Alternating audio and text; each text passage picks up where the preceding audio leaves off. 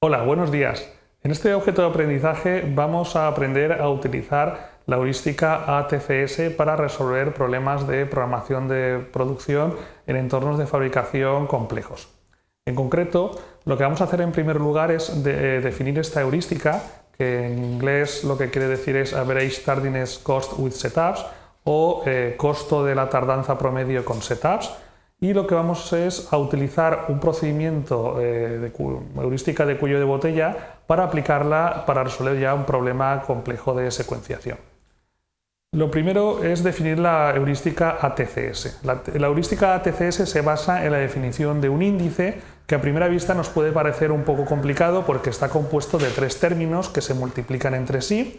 pero si lo analizamos con cierta calma podemos ver que es una heurística que persigue mezclar el comportamiento de otras heurísticas más sencillas. En concreto, lo que estamos incorporando a la vez es, por un lado, la regla SOT, la regla de menor tiempo de proceso primero, ponderada en función de la importancia relativa de los trabajos, pero también una regla que se llama holgura dinámica, que lo que mide es la diferencia entre la fecha de entrega y el tiempo que nos queda desde el instante actual hasta esa fecha de entrega. Lo que hace esta heurística es que en cada instante t se va actualizando, por lo tanto es una heurística dinámica y varía en función del momento en el que tengamos que aplicarla. El primer término de la heurística, el primer producto, es el cociente entre el peso e importancia relativa del trabajo I y el tiempo de proceso del trabajo UI. En concreto, si no existieran los otros términos, este término es simplemente la regla SOT, menor tiempo de proceso primero, ponderada, ya que prioriza en primer lugar los que tengan mayor índice I, que a su vez es inverso al tiempo de proceso y por lo tanto deja pasar primero el que menor tiempo de proceso tenga. A continuación, el segundo término es una exponencial, por lo tanto va a tener un valor entre 0 y 1, una exponencial negativa, y lo que trabaja es, por un lado, con el cociente entre la holgura, y en caso de que sea negativa, pues le pone un valor 0, y por otro lado, pues una estimación del tiempo de proceso promedio de los trabajos que aún no han sido secuenciados, ponderados en función de un parámetro K1 de normalización del cociente para que no haya resultados pues muy dispares. El tercer término sería un término que relaciona con la parte de los setups, de los tiempos de preparación. Es también otra exponencial negativa, por lo tanto también va a tener valor de entre 0 y 1, y lo que evalúa es el tiempo de preparación entre el último trabajo secuenciado en esa máquina a la que estamos aplicando la heurística y el trabajo I, que es el trabajo candidato,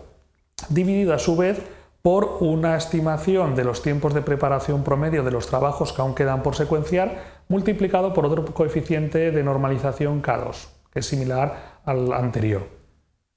Vamos a ver el funcionamiento de esta heurística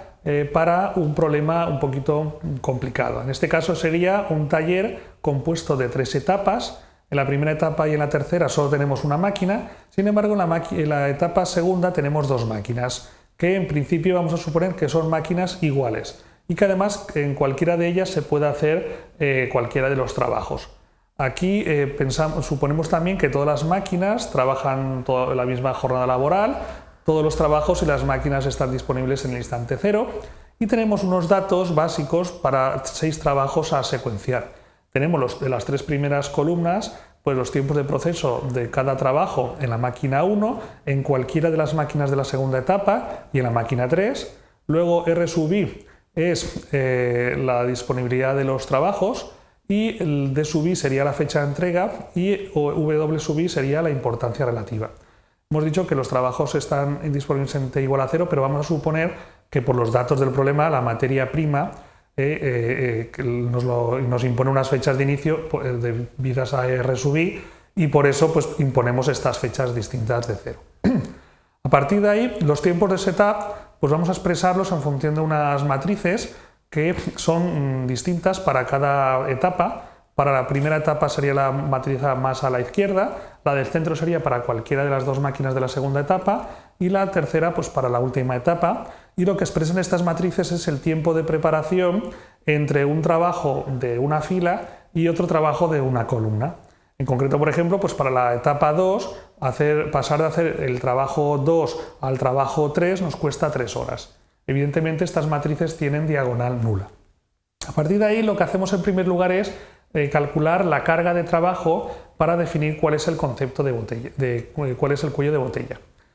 Calculamos en primer lugar el tiempo de setup promedio de los trabajos en cada una de las etapas. Simplemente calculamos la media de cada uno de los setups de las matrices, pero solamente teniendo en cuenta los valores distintos de la diagonal. Por ejemplo, el setup promedio en la máquina número 1 es 1,93 obtenido de la suma de todos los setups de la matriz partido 30 valores distintos de la diagonal. Lo mismo para el resto. Y en cuanto a la carga de trabajo, la cantidad de trabajo a realizar, pues es simplemente la suma de los tiempos de proceso de los trabajos en las diferentes máquinas más el producto del setup promedio por 5 veces, porque suponemos que el primer setup, de los 6 trabajos que tenemos que hacer, el primero pues lo consideramos nulo porque es el primero y la máquina pues se supone que ya está preparada para hacerlo. A partir de ahí estimamos como suma de todos estos valores la carga estimada y definimos el ciclo de cada una de las etapas. En concreto, en la etapa 2, como tenemos 2 máquinas, pues esta carga de trabajo la repartimos por igual por cada una de las máquinas y por lo tanto correspondería en promedio a 76. Aún así, sigue siendo superior a cualquiera de las otras etapas y por lo tanto esta etapa es el cuello de botella del sistema. Una vez identificado el cuello de botella, aplicamos las ecuaciones usuales para calcular una ventana temporal de las máquinas que están previas al cuello de botella y las que están posteriores al cuello de botella, donde delta sub 1 y delta sub 2 son coeficientes que nos ponderan la cantidad de tiempo que se pierde en esperas, que es proporcional a la cantidad de tiempo de proceso. Con estos valores podemos ya calcular los diferentes, sabiendo que la etapa 2 es el cuello de botella, calculamos pues, los valores de R y D para esta ventana temporal. Por ejemplo, para el trabajo 1 sería la disponibilidad del trabajo, que es 1, más 2 veces, ya que el parámetro delta es 2, el tiempo de proceso en las máquinas previas a la etapa cuello de botella. Como en este caso la máquina previa es la 1, pues es 2 por 4, 8 más 1 igual a 9. Y del mismo modo hacemos para el resto de Rs, de tiempos de disponibilidad, y para el resto de fechas de entrega.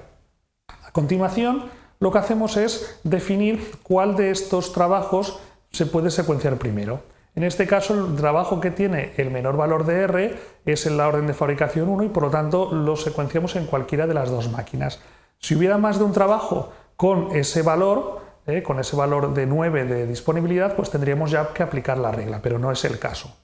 Una vez secuenciado el trabajo 1 en la máquina, por ejemplo, 2A, aplicamos la regla ATCS a los 2 trabajos que podemos secuenciar a continuación en la máquina 2B, que es la que está también libre. En este caso tenemos que son los trabajos 2 y 6 y porque tienen su fecha de disponibilidad en el instante 17, no pueden empezar antes de 17, y si aplicamos la regla ATCS al trabajo 2 vemos que el segundo y el tercer término son nulos porque o bien tenemos demasiada holgura superior, hace que la holgura de hecho sea negativa y por lo tanto esa exponencial vale 0, y los tiempos de setup en esta primera iteración valen 0 y por lo tanto el tercer término de la ATCS también vale 0.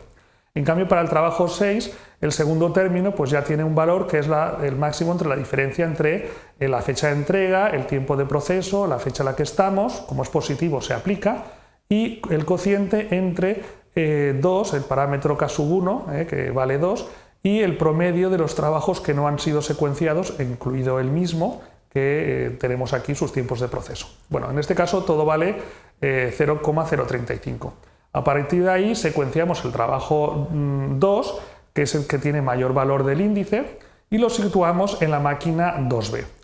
A continuación vemos de nuevo cuál de las 2 máquinas va a quedar libre primero, que es la máquina 2A, y ahí es donde secuenciaremos el siguiente trabajo en el instante en el que acaba la orden de fabricación 1, que es el instante t igual a 25. En este caso, los valores de la regla ATCS para los 3 trabajos que pueden comenzar en el instante 25, que son el 3, el 4 y el 6, los tenemos aquí reflejados. Aquí podemos ver que ya la exponencial sí que tiene sentido porque hay que calcular el tiempo de preparación entre el trabajo 1 y los candidatos, y cada uno de estos da un índice diferente, de tal forma que de ellos elegimos el mayor valor, que es el trabajo 4. Y repitiendo este proceso sucesivamente, aplicando la regla, obtendríamos esta secuencia en la máquina cuello de botella.